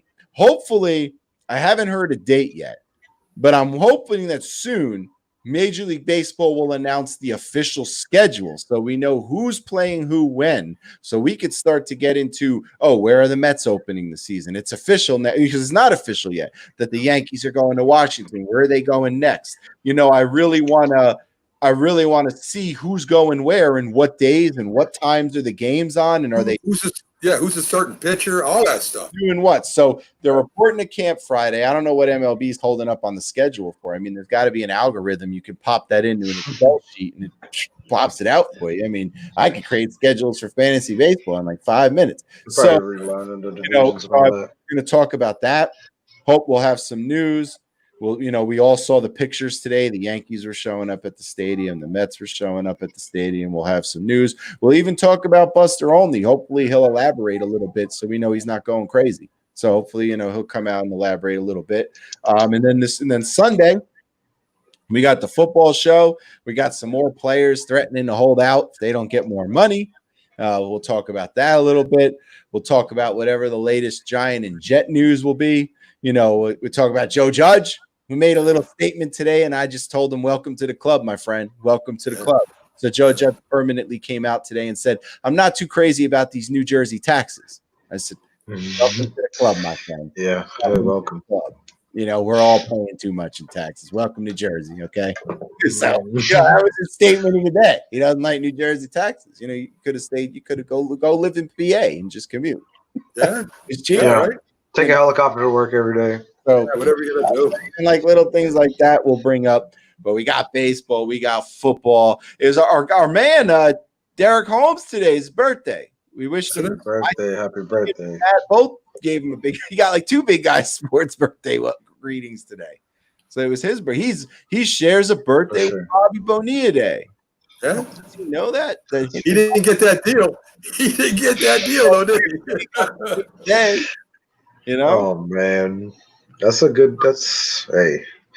so I'm ready for these sports. All I keep thinking about is Yankees, Nats, opening day, Garrett Cole, Max Scherzer. That's all I'm like. I get to come on excited about. Scherzer dominated you guys yesterday. You're out of your mind, buddy. What's wrong with you? We're gonna. Every time I think about sports coming back, I look at the calendar and realize we're still 3.5 weeks. Yeah, I mean, Like still a lot of time. We haven't gotten any closer.